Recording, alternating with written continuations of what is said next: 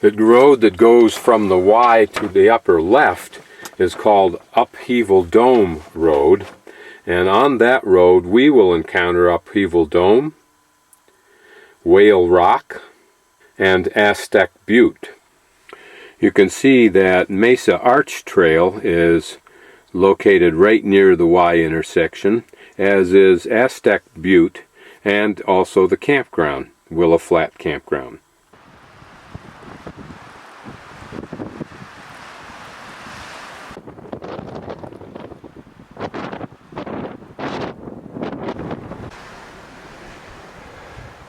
So we'll go to the first overlook first, and second second.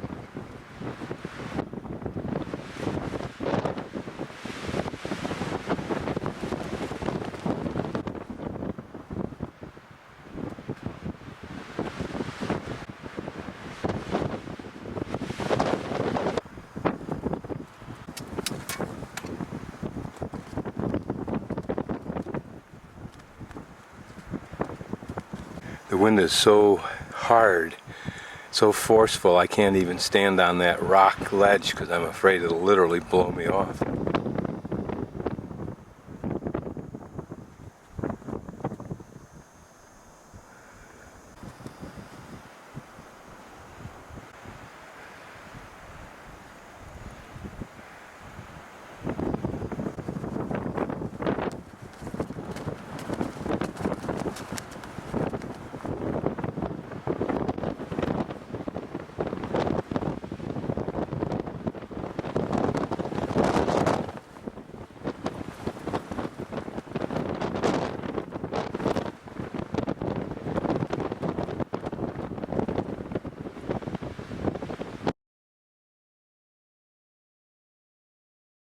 Down into the dome from an intermediate point on the trail.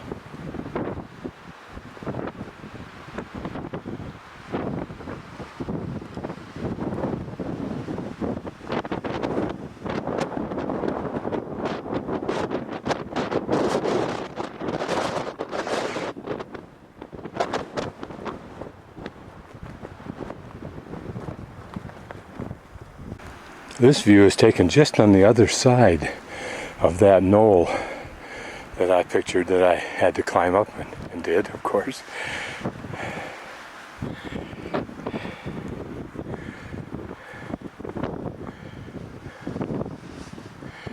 There's absolutely something, I don't know how quite to describe it. It's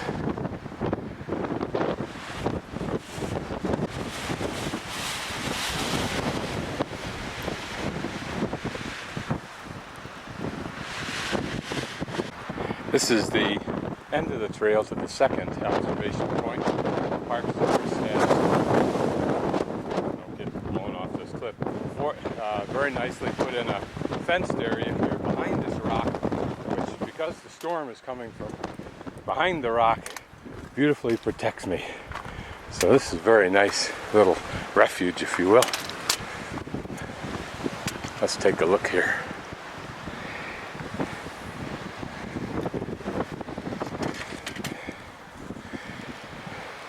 It's far more exciting to think that a meteor came straight down from the skies and blasted up this hole.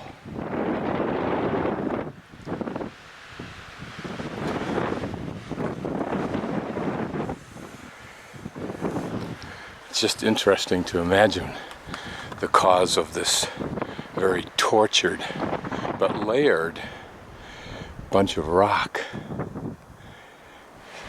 The layers still indicating those layers of sediment formed in the ancient inland sea of the West.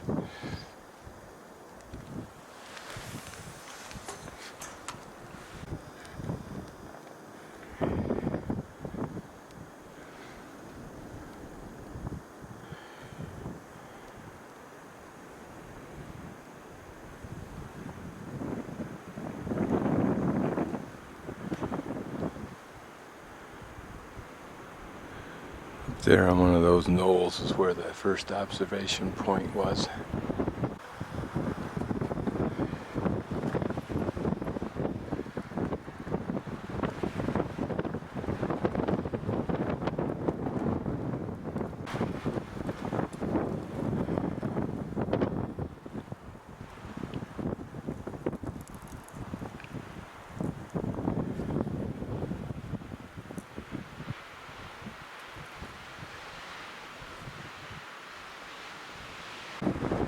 I'm hiking just a little ways around the circumference of the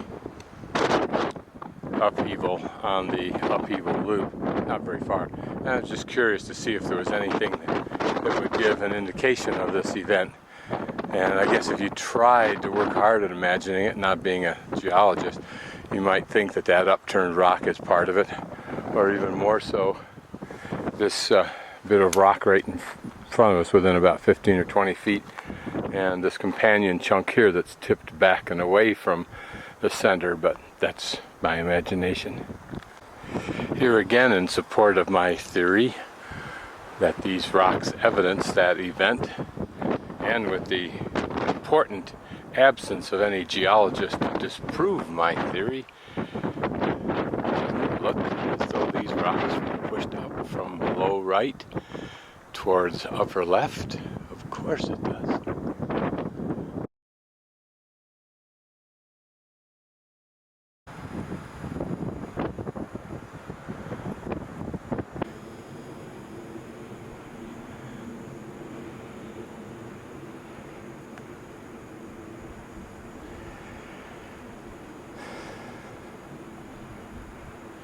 Perhaps that is his head.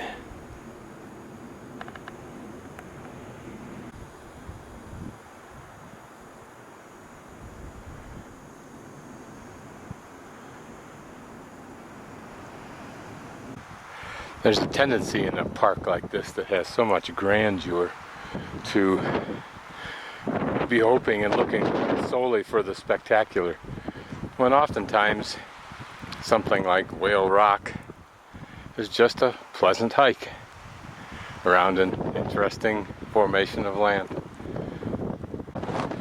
Here we get to climb up to the top of the whale.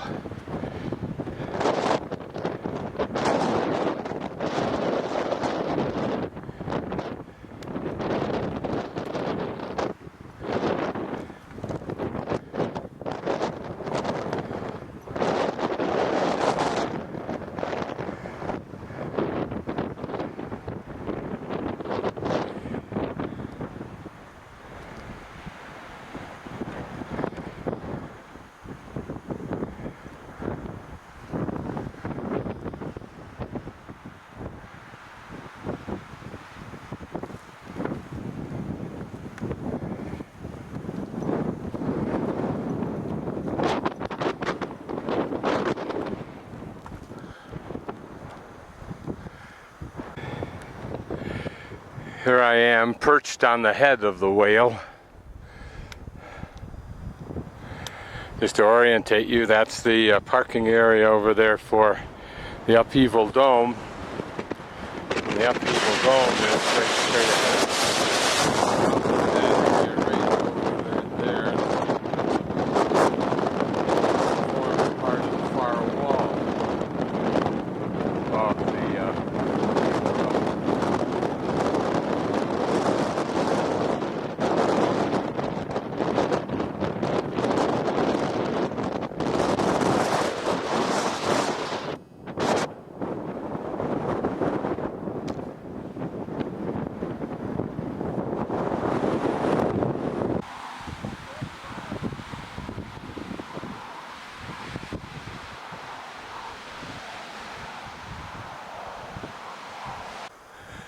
This is a route I made on an unmarked, there is no trail to the left side of that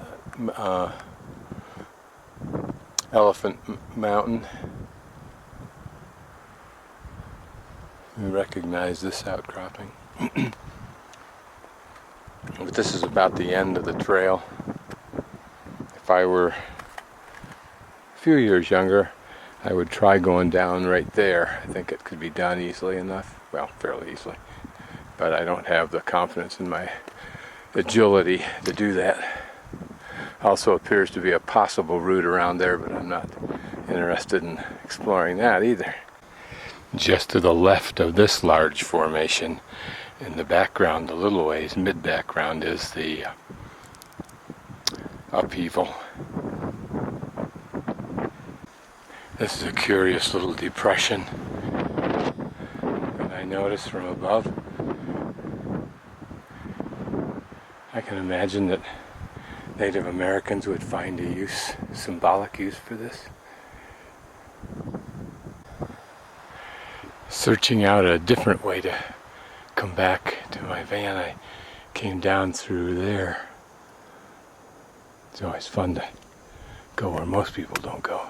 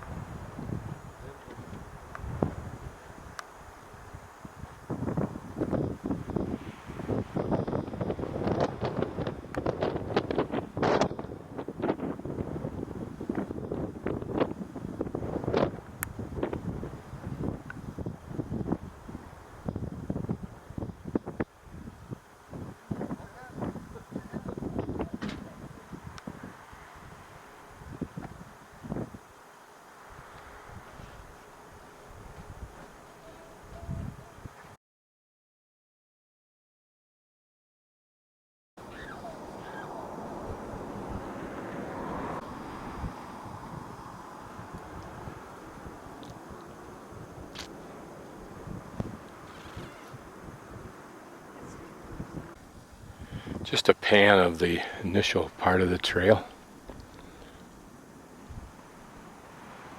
Notice the cross bedding in those layers of ancient sand dunes.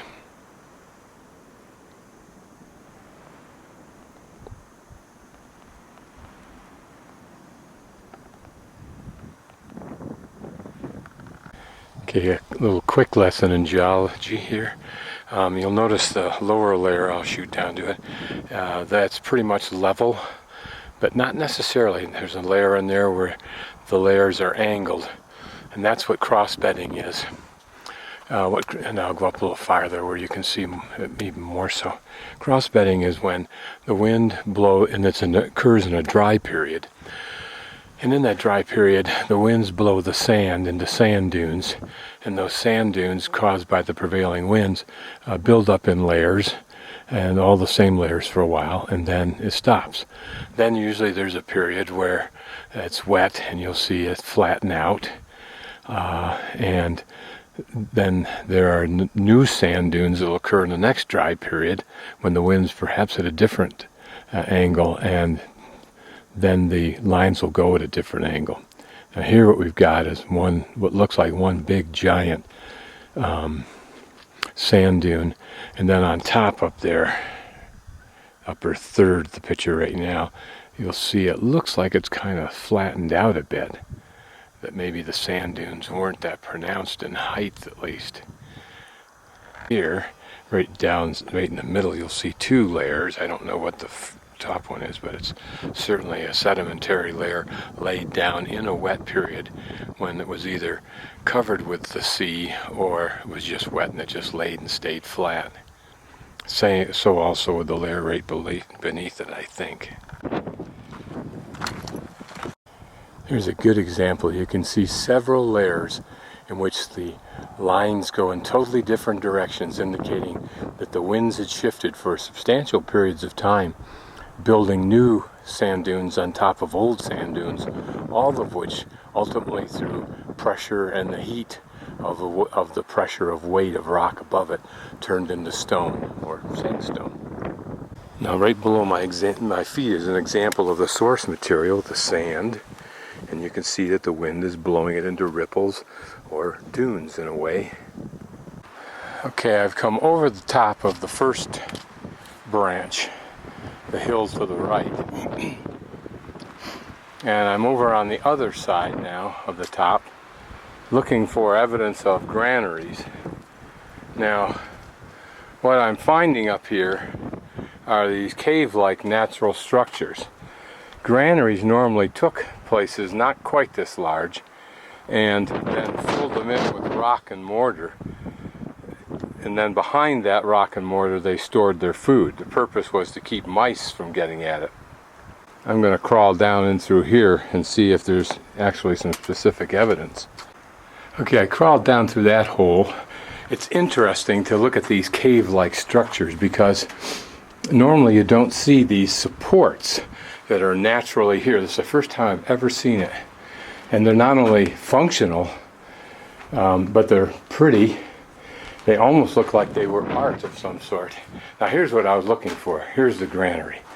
The granary is this little room that would have been filled in with mortar like this. And then they would have put all kinds of normally foodstuffs, although in some cultures, like with the Incas, they put in all kinds of material goods that the society would use.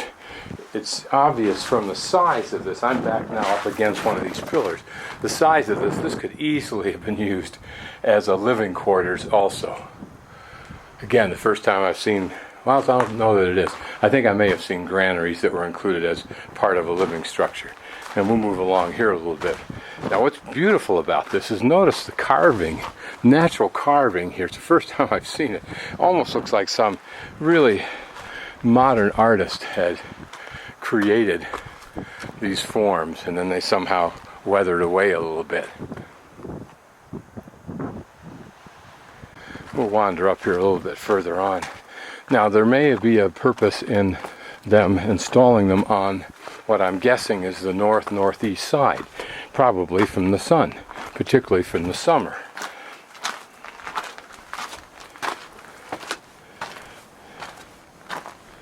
Again, it's hard to imagine that these were simply places for storing food. They're just too ideal as dwellings. They're just beautiful as dwellings. Some of the prettiest natural structures I've seen for that purpose.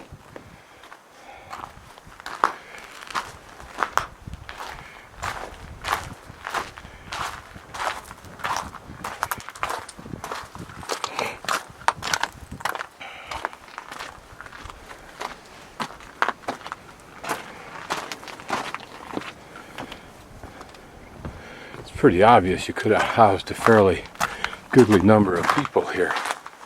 So a small extended family of 30 people to me does not seem unreasonable. I don't know if they did or not. And now we're going around a corner. We'll see what's around here.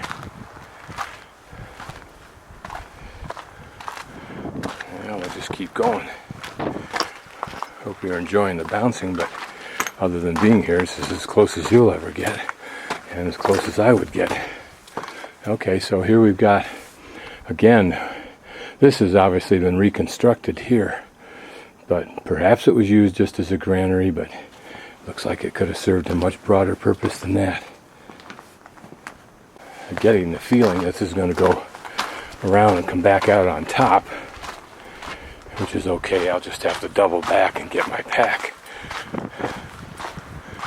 But look at the natural sculpturing here. I mean, if there was aesthetics involved in their choice, and I don't think there was, certainly this had to play a role. Not too much evidence. This is the first bit of evidence of where the cap rock has fallen down. Again, see, this is currently made. I don't think these were original. They would have been mortared in place if they were.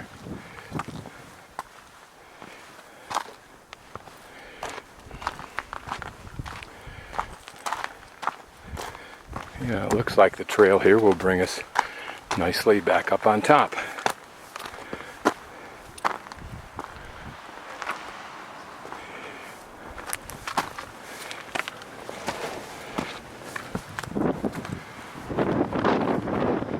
Yep. Certainly from our viewpoint aesthetically, they had a spectacular view. Whether this area, whether these places were used as defensive dwellings or not, such as you find at Canyon de Chelly, I don't know.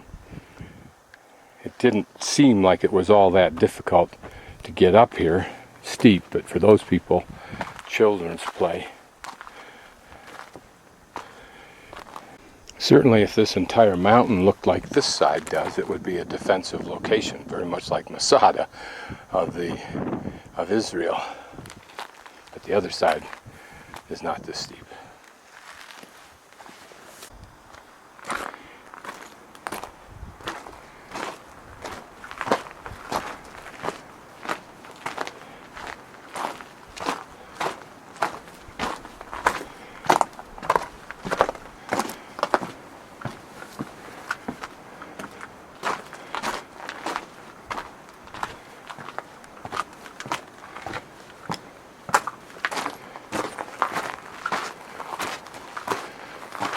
What's interesting about this cave is notice the sand, probably from weathering of the walls, but imagine how soft and comfortable a place to sleep it was. Always looking for anomalies. Notice the little scratches or whatever incised on this edge. Were those prehistoric or just somebody in today's world fooling around?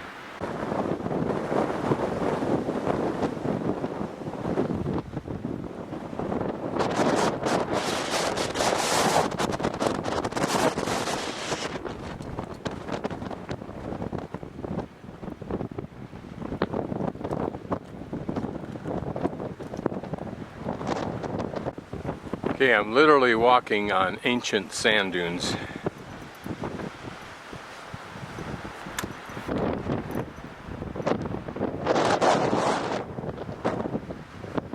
Okay, we're now on the other hill.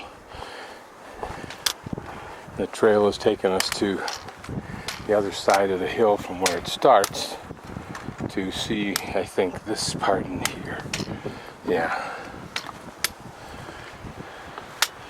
Okay, unless these have been restored, these do have the look of originals. Notice the combination stone and wood lintels, and also the wood threshold.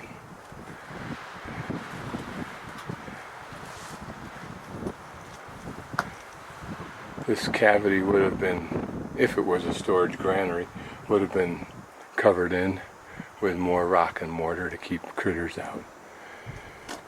But it also is the size of a doorway that a person could squirrel into if they needed to. But I'm going to go with their granary idea because if you look how shallow that roof is, or ceiling is on the inside. But still, you would wonder too, why would they not have used this middle portion as a granary? Was there some kind of living quarters here? Did they have some other use for it? Was there another wall that went across, and maybe different parts of the family had different granaries, or different kinds of things were put in different rooms? I don't know. But these are the kinds of questions you ask when you come to places like this. Not that we'll ever know, but that's what archaeologists do. Like great detectives ferreting out the past. Now a natural cavity like this one, and right there, would seem to have the best. All they had to do was enclose the front, and they had their granary. I don't know if they used this or not, and if they didn't, why not? Certainly one of the ever-present dangers for these cliff dwellers, if in fact they did dwell here, was the possibility that the ceiling might fall down. As I stand here on a pathway of the ancients, I'm reminded that there are people who, with regard to time travel, think of time as a deck of cards, and that in theory, if you reshuffled them, the future could be in the past or in the present, and vice versa. Is it possible that there might have been a flash of vision in a person who used this hundreds of years ago, seeing those cars there in that highway?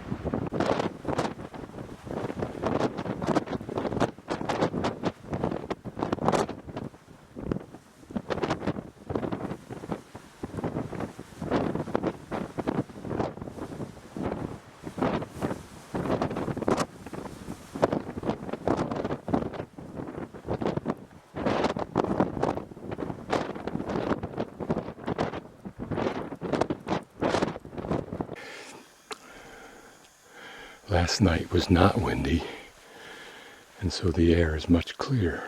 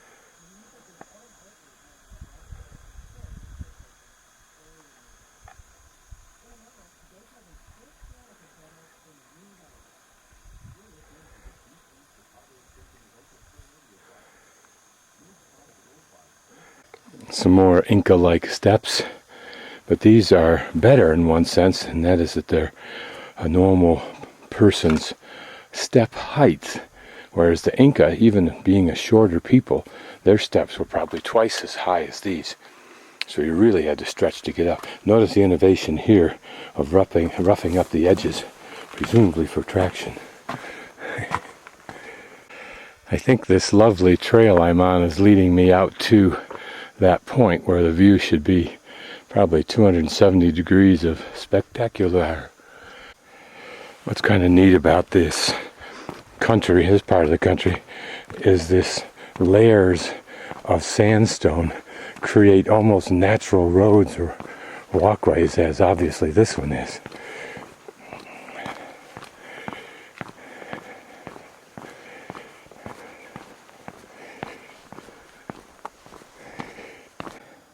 Just approaching the last few yards to the end, and I'm just guessing that there's a trail up to the top so we can stand on the highest point.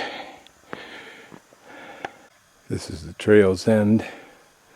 Well, I mean, unless you have suicidal tendencies that you're willing to act on.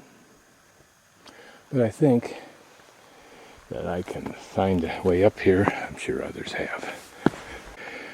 A little lighthearted scrambling puts me up to the top here.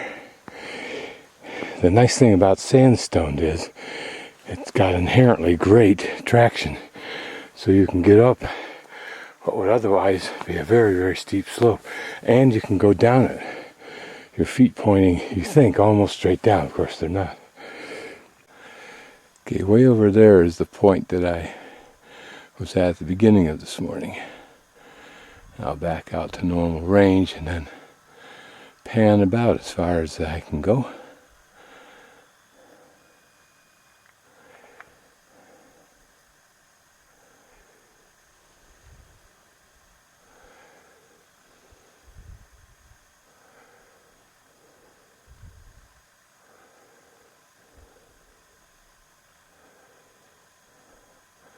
And right down there is Murphy's Hogback Ridge.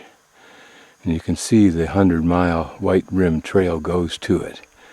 Then it goes up at that angle there. That was the most brutal part of the bike ride because I had all the weight of all my equipment.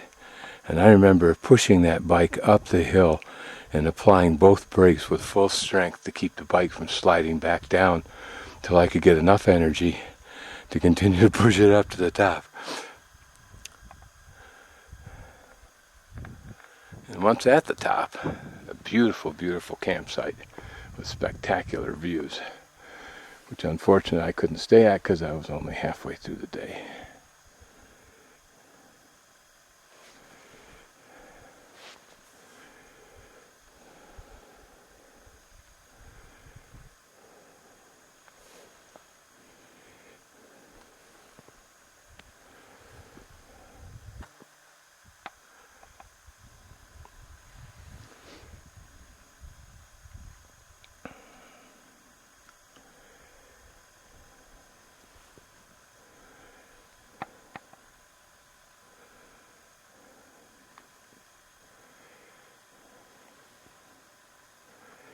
Again, you can see that white rim trail going along the rim, and it's called white probably because of that white capstone. Duh. I can remember stopping at those points that were close to the canyons and laying my bike down and going over to look down into the canyon.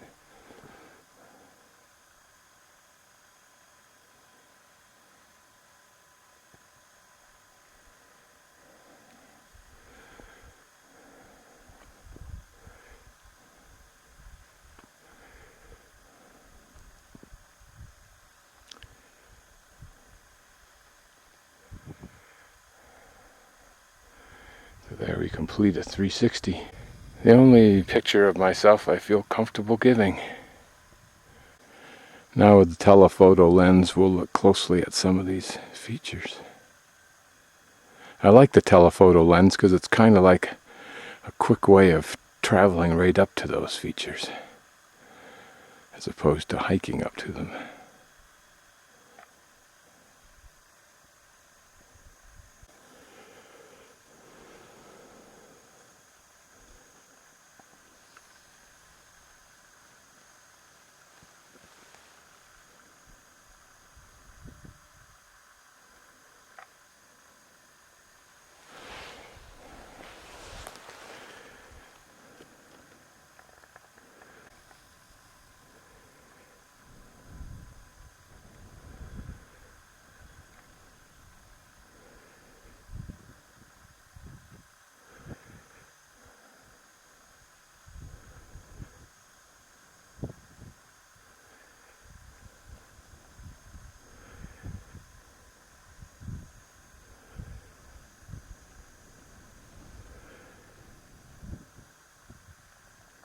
Now we'll see how far down into the canyon we can poke and see the river.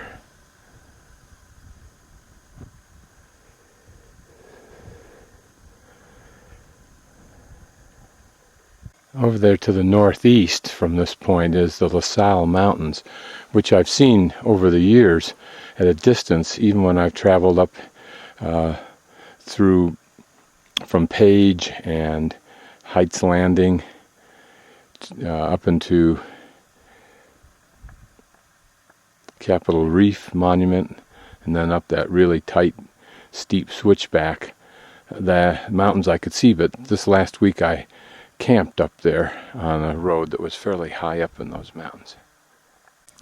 Okay, this is a telephoto shot, a little bit closer of some of the areas that look kind of overall most interesting.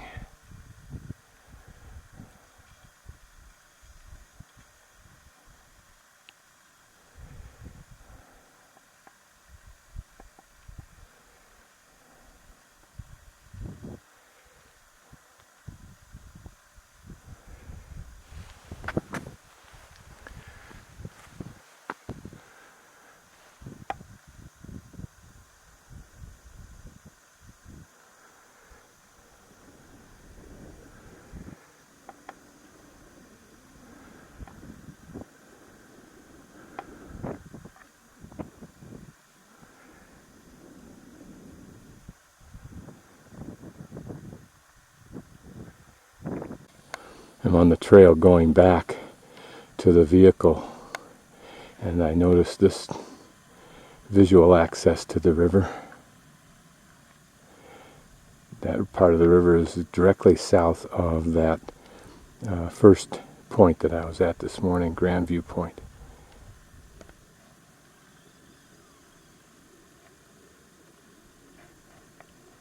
One of the neat things about this hike so far is that there was nobody ahead of me that I encountered. Nobody passed me. And so far no one's coming towards me as I go back to the vehicle. So on this beautiful morning in this spectacular setting, I apparently have the entire thing to myself. This is the ultimate.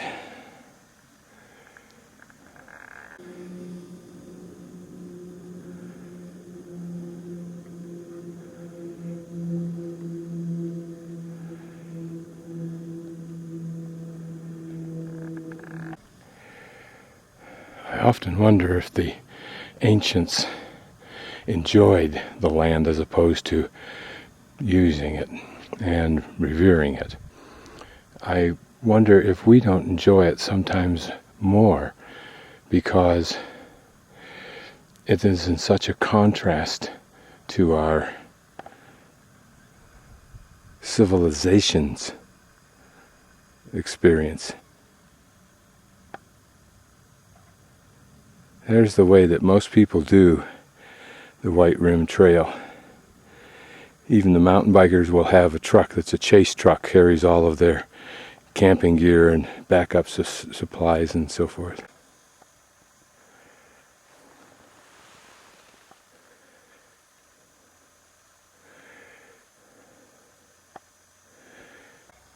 If you wonder why I keep taking pictures of those monuments down there, it's because I'm intrigued by the borders that I get. In this case, this curved sandstone rock in front of me.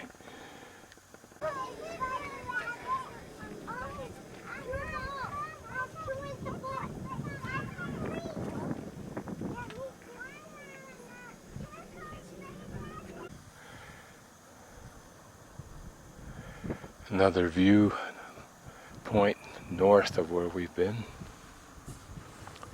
Again, you can see the White Rim Trail.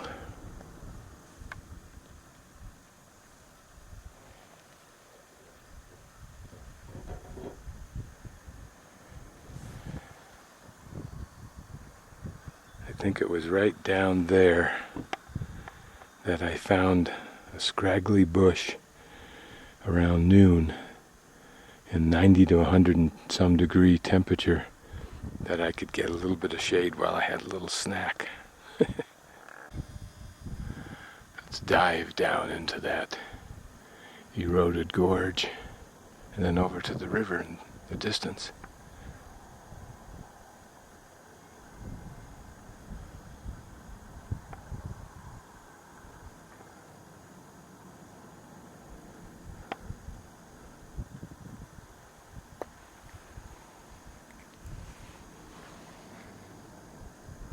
I'm not sure if that's a river or a road.